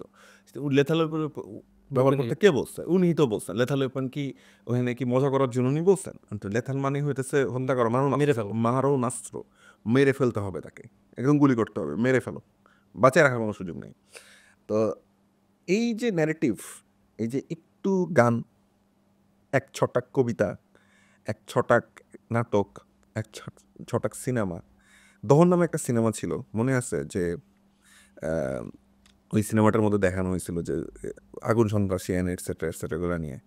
তো ওইটা একটু মনোযোগ দিয়ে দেখেন আপনারা, ওটার ভিতরে কোন ন্যারেটিভ প্রচার করা হয়েছে। ভাই আমি তো অনেক শত্রু হয়ে যাবো যা দেখতেছি, তো আমি তো মানে কালচার ন্যারেটিভ বোঝানোর জন্য বলতেছি। ওই সময়টা কি ওইটা বেশি গুরুত্বপূর্ণ ছিল? যে কোনো আগুন সন্ত্রাসী, অ্যাসিড সন্ত্রাসী বা যে কোনো সন্ত্রাসীর বিরুদ্ধে আমরা সবাই আছি, কিন্তু যেই মানুষটা আপনার গণতান্ত্রিক অধিকার ভোটই কেড়ে নিচ্ছে, এবং ভোট কেড়ে নিয়ে শুধু ক্ষান্ত হচ্ছে না, আপনি ন্যূনতম প্রতিবাদ করলে আপনাকে গুম করা হচ্ছে, খুন করা হচ্ছে, নির্বিচারে আপনার জীবন শেষ করে দেওয়া হচ্ছে। সেই মানুষটাকে আপনি লেজিটিমাইজ করার জন্য, তাকে রাখার জন্য ক্ষমতায় আপনি সিনেমা বানাইতে আপনার কোনো আপত্তি নেই। ৳১ দিয়েও পারিশ্রমিক হয়ে যায়। ৳১ দিয়েও পারিশ্রমিক হয়েছে, ১০ কাটা প্লটের আলাপ তো শুধু নায়কেরটা নিছেন, নায়িকাদেরটা তো নিলেন না। আমি ওই প্রশ্নটা করলাম আজকে পডকাস্টে, ঠিক আছে? নায়কেরটা তো নিলেন, শেখ মুজিবেরটা তো নিলেন, বাকিদেরটা বাকি শেখ মুজিবের ওয়াইফ আছে, তার মেয়ে আছে, ওদের আছে, তারা কি পাইছিল? তারাও কি ৳১ দিয়ে কাজ করছিল? তারাও কি অন্য কোনো প্লট পাইছিল কিনা? জাস্ট আমি একটা প্রশ্ন করলাম আরকি। ঠিক আছে? সো সাধারণ মানুষ হিসেবে বা আমরা খালি ওই অসাধারণ বোকা হিসাবে একটা আলাপ তুললাম আরকি। আমি জানি না এই পডকাস্টটাও হয়তো অনেক বেশি সেন্সরড হয়ে যেতে পারে। ঠিক আছে? তো আমরা ভাই বাংলাদেশপন্থী হওয়ার চেষ্টা করব। আলহামদুলিল্লাহ, তো হুইচ ইজ গুড। তো ওইটাই বললাম আরকি। ধরেন আমিও যদি কখনো সেন্সর হয়েও যায় এই পডকাস্টটা, হ্যাঁ? আমি মেনে নিব। কেন বলি আপনাকে? কেননা 16.5 বছরের খাইছলত রাতারাতি চেঞ্জ করা অনেক কঠিন ভাই। কেননা আপনার মাথার মধ্যে শেখ মুজিবরে ঢুকানো হইছে। হ্যাঁ? দেখবেন বইয়ের মাধ্যমে হোক, গানের মাধ্যমে হোক, সিনেমার মাধ্যমে হোক। কেননা সে বাংলাদেশের ১ম ফ্যাসিস্ট। ঠিক আছে? এটাও তো মানতে হবে ভাই। এই কথাটাও বলেন না কেন? একটা সুন্দর আমি সবসময় কেন আমাকে অনেকে বলে, "ভাই আপনি শেখ মুজিবরে নিয়ে গালি দেন কেন? বা খারাপ কথা বলেন কেন? বঙ্গবন্ধু বলেন কেন?" ঠিক আছে? আমি তখন একটা কথা বলি, "ভাই আমার রাগটা শেখ মুজিবের প্রতি কোথায় জানেন? রাগটা হচ্ছে উনি রক্ষী বাহিনী তো বানাইছিলেন, এরকম তো অনেক ঘটনা আছে। আমরা তো সেগুলো জানি। মানুষকে নির্বিচারে ওই যে বাকশালও উনি তৈরি করছিলেন, সেটাও আমরা জানি। কিন্তু এর চেয়ে বড় ঘটনা যেটা আমার কাছে মনে হইছে, এটা আমার ব্যক্তিগত জায়গা থেকে বলা, সেটা হচ্ছে একটা সুন্দর দেশ হতে পারত। এতগুলো প্রাণের বিনিময়ে, এত মা বোনের সম্ভ্রমের বিনিময়ে আসে একটা দেশ। আজকের দেশটা তো আমরা বলি যে মালয়েশিয়া হলো না কেন, সেটা তো উনি হইতে পারতেন মাহাথির মোহাম্মদ, তাই না? ওনার কাছে সেই সুযোগটা ছিল। উনি কি করলেন? উনি আত্মীয়করণ করলেন, দলের লোকদেরকে প্রায়োরিটি দিলেন, দুর্নীতি করলেন, চুরি করলেন। শেষ পর্যন্ত উনি বিভিন্ন সময় বিভিন্ন ধরনের অপকর্ম করাইলেন না লোকদের, বা করলেন, বা সেটাকে সাপোর্ট করলেন। করলে কি হলো? প্রথমে একদম ডে ওয়ান থেকে আমার একটা সুন্দর দেশের স্বপ্ন ধ্বংস হয়ে গেল। শুরুটাই খারাপ। শুরুটাই হয়ে গেল খারাপ একটা সুন্দর দেশে।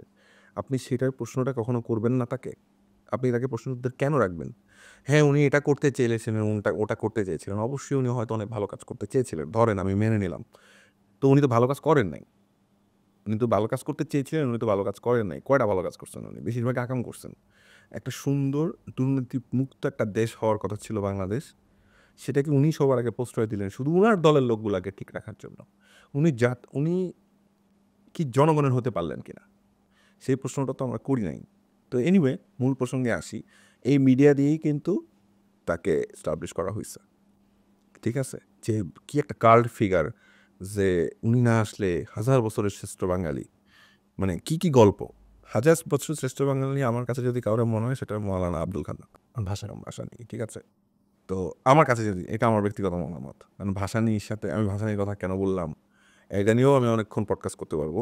ঠিক আছে? কিন্তু আমার কাছে ব্যক্তিগত, আমার কাছে মনে হয় যে ভাসানী নেই। এবং উনি একমাত্র যে দেশটাকে ভালোবাসতেন সত্যিকার অর্থে। উনার কাছে যদি ক্ষমতা যেত, তাহলে দেশটা অন্যরকম হতো। হ্যাঁ? তো যাই হোক, এটা একটা ভিন্ন আলাপ। তো সহজ করে বুঝালাম এটাই। এই যে গান, সিনেমা, পোস্টার, এটা ওটা। ও, আরেকটা মজার বিষয় আছে।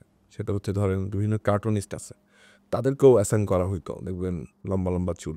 তাদেরকে অ্যাসাইন করা হইতো। তারা দেখবেন যে ১৬-২৪-এর পরেও তারা যে হাসিনার গালি দিত না। জুলাইয়ের পর। হাসিনার এটির গালির কোনো গল্প নাই। নতুন কোনো কমিক্স আসে নাই। হ্যাঁ, ওই তো ধরেন বিভিন্ন ধরনের বিষয়, বুঝতে পারতেছেন তো? সো দেখবেন নতুন এই যে জায়গাটা, তারা কিন্তু দেখবেন হাসিনার গালি দেয় না। সফট। সব সফট। এরা এরা শুধু ওৎপাইতে বসে থাকে কিভাবে একটু একটু জামাতরে ধরা যায়, একটু বিএনপিরে ধরা যায়, একটু এনসিপিরে ধরা যায়। মিশেল। এখনো কিন্তু একই ইন্টেনশন। আমি ইভেন এই যে ঘটনাটা ঘটলো যে আম, এই যে বিএনপির যে নেতা কর্মীরা যে মারামারি, এই যে পাথর দিয়ে, এই যে বর্বর অবর্ণনীয় যে ঘটনাটা ঘটলো, এটার পর আমি দেখলাম যে কার্টুন আঁকছে, বুঝছেন তো? খুব ইনডাইরেক্ট ওয়েতে। আমি তো তাদের কখনো আঁকার মধ্যে নৌকা দেখি নাই। ধরেন ধানের শীষ দেখতেছি, নৌকা দেখি নাই। হ্যাঁ, তাদের আগে কি এই দেশে খুন হয় নাই? আগে কি এই দেশে কখনো গুম হয় নাই? তখন নৌকা কই ছিল গল্পে? তোমার আর্টের নৌকা ছিল না তো, পাইলাম না তো। ভাইসে গেছিল কোথাও, পাইলাম না তো। হয়তো আমি দেখি নাই। তাহলে শো করে দেখাও ভাই, যে দেখাও ভাই, দেখেন ভাই আপনি ভুল। আমি চাই প্রমাণিত নৌকার করতে, উপরে বলি যে আমি এই যে নৌকার উপরে শেখ হাসিনা ঘুমাইতেছে, দেখেন আমি এটা এঁকে রাখছিলাম আগে। অবশ্যই তুমি ট্যালেন্টেড ভাইয়া, অবশ্যই আপনি অনেক জোশ। ঠিক আছে, আমার কোনো আপত্তি নেই, আপনার ট্যালেন্ট নিয়ে আমার কোনো প্রশ্ন নাই। কিন্তু আপনি ট্যালেন্টটাকে এখনও কিন্তু একপাক্ষিক করে রাখছেন, বিকৃত ন্যারেটিভটাতে আটকে গেছে। আটকে যেতেছেন না। এটা কইরেন না। এটা হয় কি, আপনি রাইট কাজটা করেন, আপনি যে কারণ রাখছেন অবশ্যই এটাকে অ্যাপ্রিসিয়েট করবো। কিন্তু পাশাপাশি ওই পুরোনো গল্পটাও আপনি পুরোনো সময় বলেন নাই, এটাও বলবো। এই যে ভাই ন্যারেটিভগুলো, এই ক্ষেত্রে প্রবাসী বাংলাদেশিরা কিন্তু আমাদের একটা অনেক বড় স্টেক হোল্ডার। এবং আমাদের দেশে কিন্তু অসংখ্য মানুষ প্রবাসে থেকেও কিন্তু বাংলাদেশকে বিভিন্নভাবে সাপোর্ট করে যাচ্ছে। অফকোর্স। সো এই যে মিডিয়ার জগৎটাতে যে আমরা কথা বলতেছি, হুম। এ জায়গায় আসলে প্রবাসীদের ভূমিকা কতটুকু, অথবা বাংলাদেশের জন্য তারা আসলে কতটুকু একটা বেটার পজিটিভ ন্যারেটিভ ডেভেলপ করার জন্য ভূমিকা রাখতে পারে বা করছে? আমি প্রবাসীদের কথা শুধু বলতে গেলে, আমার পরিবারের মধ্যে অনেকেই প্রবাসী, তাদের কথাও ভাবি, সাধারণ প্রবাসীদের কথা ভাবি। সবচেয়ে বেস্ট মুভমেন্ট ছিল এবারের লাস্ট টাইমে জুলাইয়ের, ছিল রেমিটেন্স শটডাউন। সবচেয়ে বেশি সরকার এটাতে সরকার পুরো নাড়াচাড়া খেয়ে গেছে। ওদের মন্ত্রী পলককে কানতে হয়েছে যে হাত জোর করতেছে, হাত মিডিয়ার সামনে হাত দুটা উঁচু করে, মানে জোর করে বলতেছে যে আপনারা রেমিটেন্স পাঠান। কি কষ্টটা তারা, মানে কি ধাক্কাটা নাড়াটা তারা দিলে মন্ত্রী এসে কান্নাকাটি করে। পলক জুনায়দ আহমেদ পলক, সে কিন্তু ওই সময় পুরো হাত জোর টাজোর করে ভিডিও সবাইকে মানে আহ্বান জানাবে আহ্বান যাতে রেমিটেন্সটা পাঠায়। তার মানে কি ধাক্কাটা দিচ্ছে। এই যে প্রবাসী ভাই এবং বোনেরা যে প্ল্যান করে রেমিটেন্স শাটডাউন করে দিল, এবং এই যে জিনিসটা করলেন ওনারা, এটা ছিল সবচেয়ে বড় মুভমেন্ট আমি মনে করি। একটা বিশাল বড় প্লাস ছিল এই আন্দোলনে। এই যে দেশের বাইরে থেকে তাদের ভূমিকা এবং আমাদের যত ইনফ্লুয়েন্সাররা যারা আছেন, যারা আসলে এই ঝুলায় সবচেয়ে বেশি ভূমিকা রেখেছেন, তারাও কিন্তু প্রবাসী। তো এই মানুষগুলাকে আসলে আমরা যোগ্যতার ভিত্তিতে সম্মান করতে পারছি না।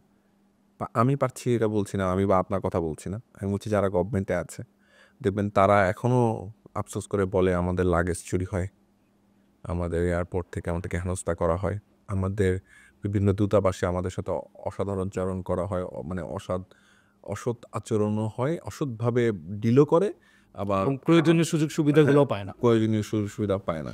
এতটা অকৃতজ্ঞ হইলে আল্লাহ আপনাদেরকেও শাস্তি দিবে, এটা আমি মনে করি। এই অকৃতজ্ঞতাগুলা এই প্রবাসী ভাই বোনদের উদ্দেশ্যে আপনারা কইরেন না, এই কাজটা কইরেন না, এটা খুব খারাপ হচ্ছে। হ্যাঁ, আমি মনে করি ব্যক্তিগতভাবে।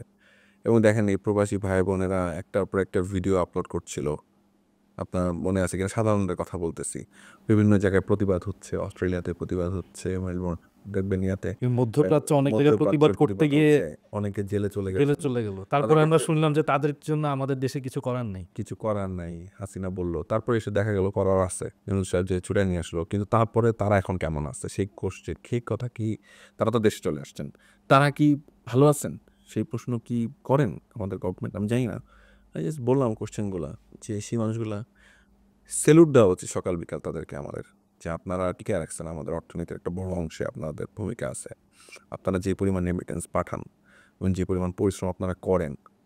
আমি মনে করি বাংলাদেশ শুধুমাত্র দক্ষ জনশক্তি রপ্তানি করে বাংলাদেশের অর্থনৈতিক সকল চাহিদা মেটানো সম্ভব।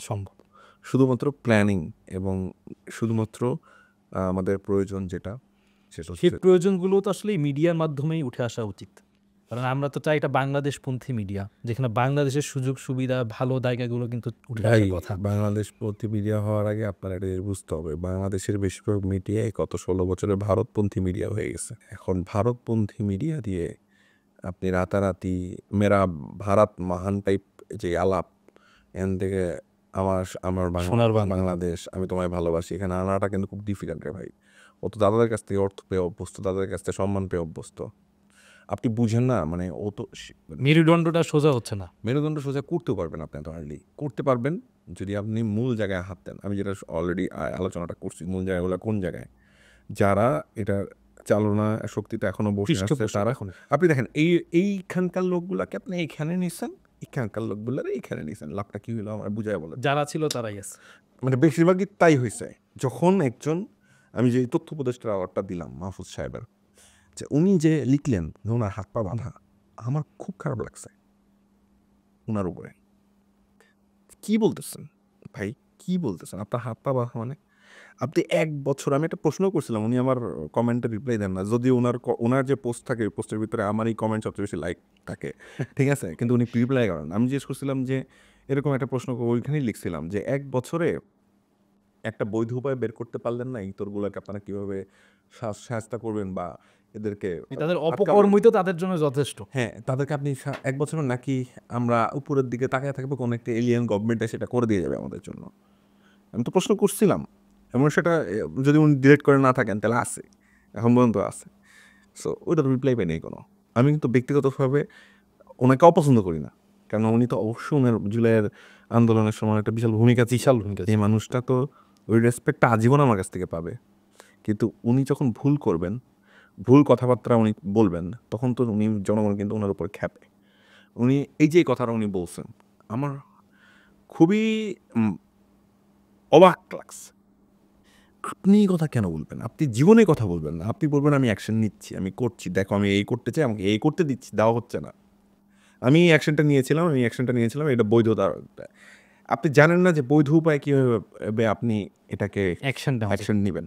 এটা কি সম্ভব যে জেনজি বের করতে পারতেছে না একটা সলিউশন, বৈধ উপায়, যে আপনি অপপ্রচার, প্রোপাগান্ডার এগেইনস্টে কীভাবে ফাইট করবেন? এই জেনজি চরম স্বৈরাচার শাসক, সব ইন্টারনেট বন্ধ, সব বন্ধ, এর মধ্যে ফাইট করে গেল। এই জেনজি হাসিনার মতো একটা চরম অত্যাচারী শাসককে, যে নাকি 2041 সাল পর্যন্ত ক্ষমতায় থাকবেই থাকবে, কনফার্ম। আজীবন ক্ষমতায় থাকবে, তাকে নামায় দিল। সেই জেনজি, সেই জেনারেশন বুদ্ধি বের করতে পারতেছে না কীভাবে প্রোপাগান্ডার এগেইনস্টে ফাইট করবে। ধরেন আমি একটা এক্সাম্পল, একটা মিডিয়ার কথা বলি, সেন্ট্রাস নেশন। হ্যাঁ, সেন্ট্রিস্ট নেশনকে কি আপনারা উচিতভাবে পৃষ্ঠপোষকতা করেছিলেন?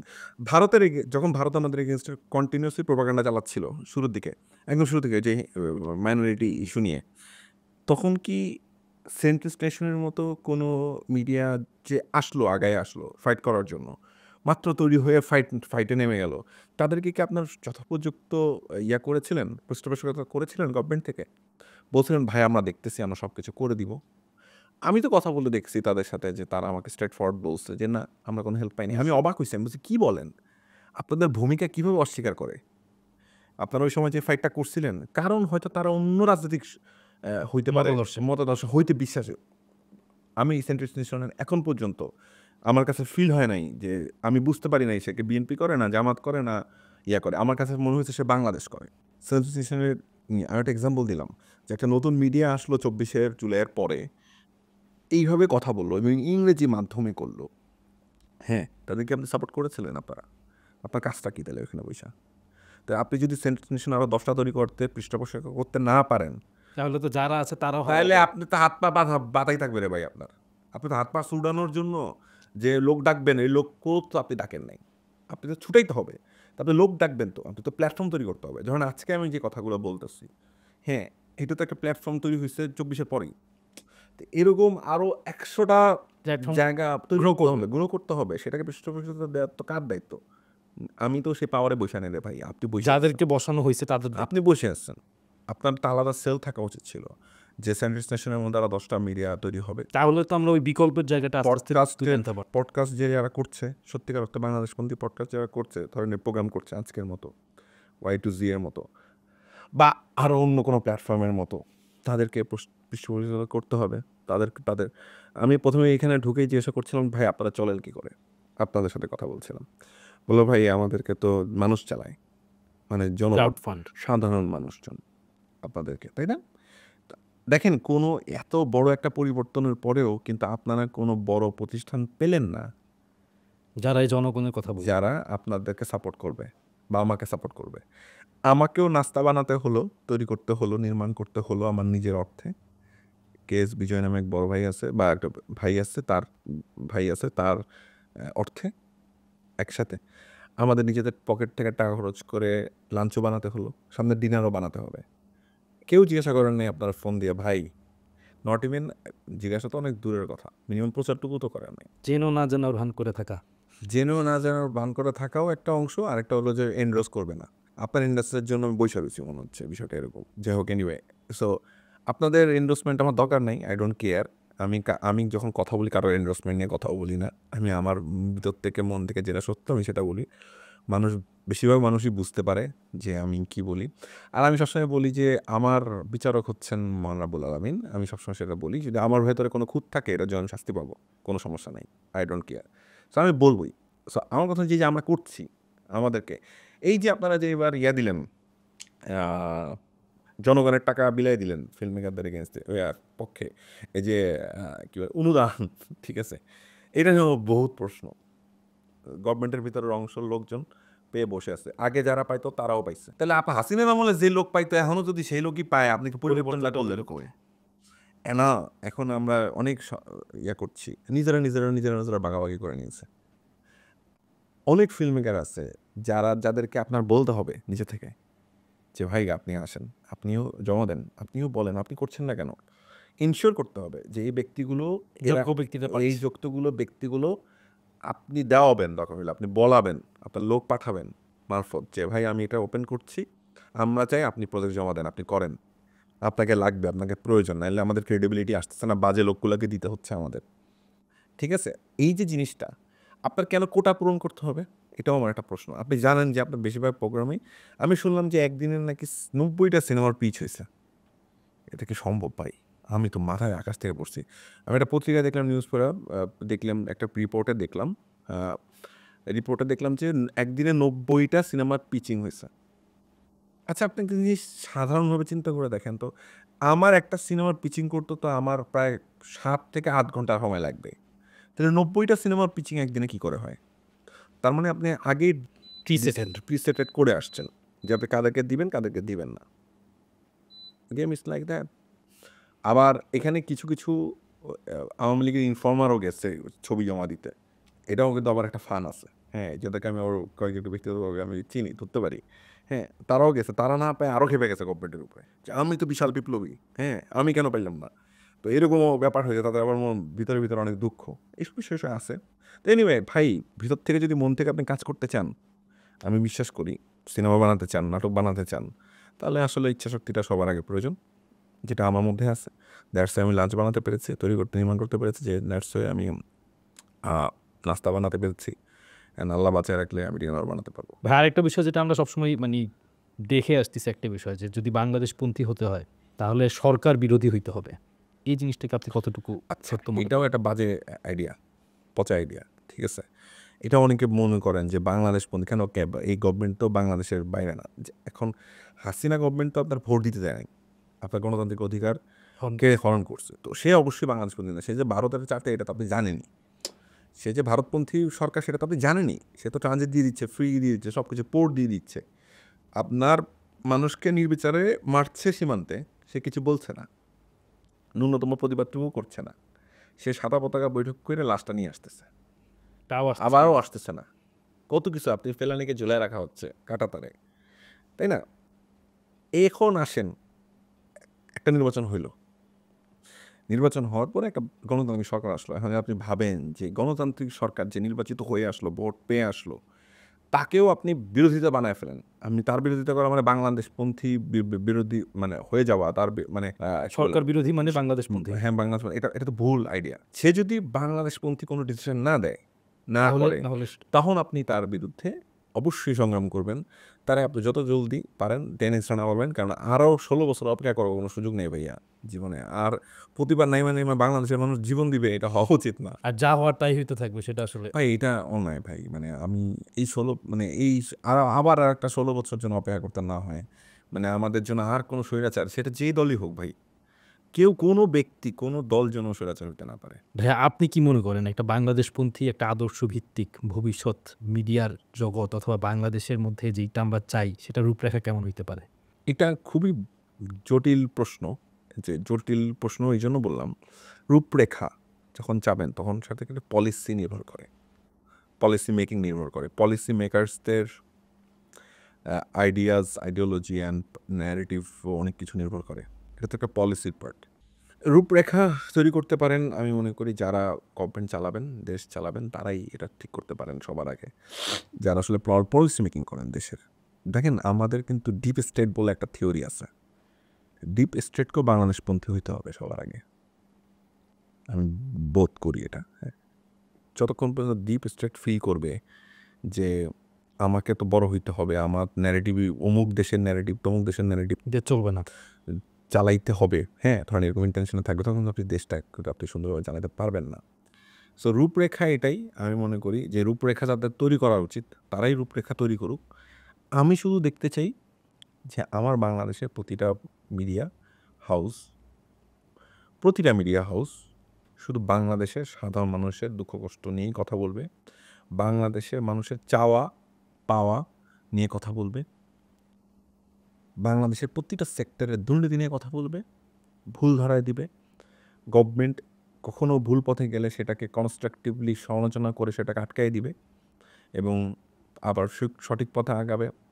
এর ভেতরে অনেক ইতর ঢুকবে, সেই ইতরগুলোকে যখন ফাইন্ড আউট করা যাবে সেই ইতরগুলোকে বের করে দেওয়া হবে। মিডিয়া হাউসগুলো বুঝবে যে বাংলাদেশকে ভালোবাসে না, আসলে অন্য দেশের পারপাস সার্ভ করতে আসছে, বা ওর দলের পারপাস সার্ভ করতে আসছে, ওর লিগের পারপাস সার্ভ করতে আসছে, ওকে আটকানো হবে। বাংলাদেশের মিডিয়া হাউসগুলোর মালিকানা বেনিয়াদের পাশাপাশি সাধারণ ক্রাউড ফান্ডিংয়ের হাতেও যাবে। সাধারণ মানুষের কিছু মিডিয়া তৈরি হবে, যেটা সাধারণ মানুষ তৈরি করেছে, সাধারণ মানুষ চালাচ্ছে। এরকম আমি যেটা স্বপ্ন দেখি যে আগামী 5 বছরের মধ্যে, এটা অবশ্য শেখ মুজিবের স্বপ্নের কথা মনে পড়ে যায়, যা হোক জোকস পার্ট, স্বপ্ন না বলে এটাকে বলি যে আমি আকাঙ্ক্ষা করি। ঠিক আছে, আমার আকাঙ্ক্ষা হচ্ছে এটাই, যে বাংলাদেশে অনেক হাউস তৈরি হবে যেটা ক্রাউড ফান্ডিংয়ে চলে, সাধারণ মানুষের কথায় কথা বলে।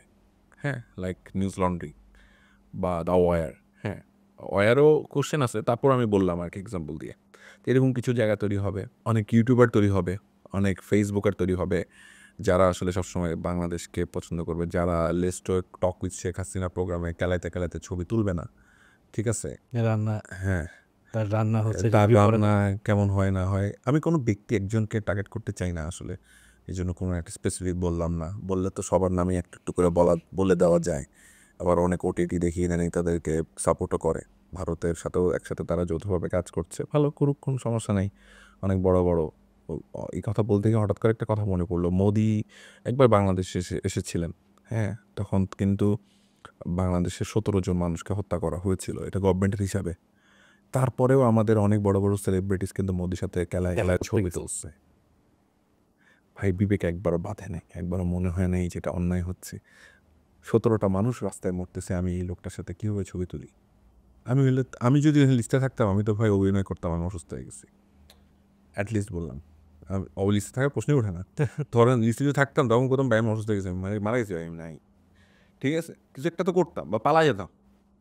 কিছু একটা করতাম। তাও ওই খুনির সাথে ছবি তুলতাম না। মানে একজন কসাইয়ের সাথে, যাকে বলা হয় গুজরাটের কসাই। হ্যাঁ? মুসলমান মারার আগে সবার আগে বলতে হবে এটা মানুষ। যারা এই মানুষ হত্যা করে আসছে, সে মানুষের সাথে ছবি তোলার প্রশ্নই ওঠে না। তাই তো? তো এই যে ব্যাপারগুলো, এই জায়গাগুলো, তো এগুলোও দেখতে চাই। প্রতিটা ওটিটি, প্রতিটা ইউটিউব চ্যানেল, প্রতিটা মিডিয়া, বড়, বড় হাউস, পত্রিকা, টেলিভিশন চ্যানেল সবাই স্বাধীন হয়ে উঠুক। বাংলাদেশপন্থী হয়ে উঠুক। বাংলাদেশকে ভালোবাসুক। এটাই চাই। তরুণদের উদ্দেশ্যে ভাই কি বার্তা থাকবে? তরুণরা কিভাবে আসলে এটার মধ্যে যুক্ত হবে? কারণ জুলাইয়ের আসলে সবচেয়ে বড় স্টেক হোল্ডার কিন্তু আমাদের এই জেন জি। অফকোর্স আমি আজকে যে এখানে কথা বলছি, এখানে যারা বসে আছে, এখানে যারা দেখছে, আমার মনে হয় বেশিরভাগই জেন জি দেখছে। এবং আমার কথা আজকে যে বিহাইন্ড দ্য সিনে যারা কাজ করছে, আপনি বসে আছেন, আপনারাই হচ্ছেন তরুণ, আপনারাই হচ্ছেন আমাদের আগামী দিনের আশা সম্ভাবনা। সিম্বলিক অর্থে বলছি, সবাইকে নিয়েই বলছি। আপনারা যদি সৎ থাকেন, আপনারা যদি রাইট কাজটা করেন, তাহলে আপনারা যে সুন্দর বাংলাদেশ এখন কল্পনা করেন সেই বাংলাদেশটা হবে। এটা সময় লাগলেও হবে। কিন্তু আমাদের জেনারেশনেও অনেক করাপ্ট পিপল আছে। আমি তো জেন জির মধ্যে পড়ি না। আমার ভাইবটা হয়তো জেন জি, কিন্তু আমি হয়তো জেন জি না।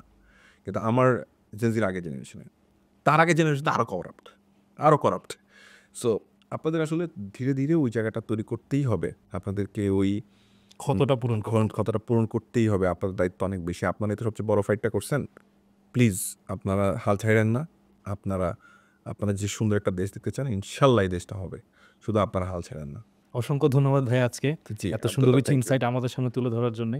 এবং আমি মনে করি যে জেন জির যারা আমরা এই পরিবর্তনটা এনেছি, আমরা অবশ্যই যেই বিকল্পগুলো সেগুলো সামনে নিয়ে আসবো ইনশাল্লাহ, এবং পরিবর্তন ইনশাল্লাহ আমরা দেখতে পাবো। ইনশাল্লাহ, ইনশাল্লাহ, ইনশাল্লাহ, ইনশাল্লাহ। আজকের আলোচনা আমরা জেনেছি যে মিডিয়া শুধু একটা দেশের ক্ষেত্রে তথ্য পরিবেশনের কাজই করে না, বরং একটা জাতি গঠনের অংশ হিসেবে কাজ করে। সেই জায়গায় আমরা মনে করি বাংলাদেশের মিডিয়া হাউসগুলো বাংলাদেশের যে একটা বাংলাদেশপন্থী একটা জায়গা তৈরি করবে এবং আমাদের তরুণদেরকে আরও বেশি উদ্যমী করে তুলবে, যাতে আমরা সত্য প্রকাশে নির্ভীক হতে পারি এবং সত্যের পথে অবিচল থেকে বাংলাদেশ গঠনের সামনে এগিয়ে যেতে পারি।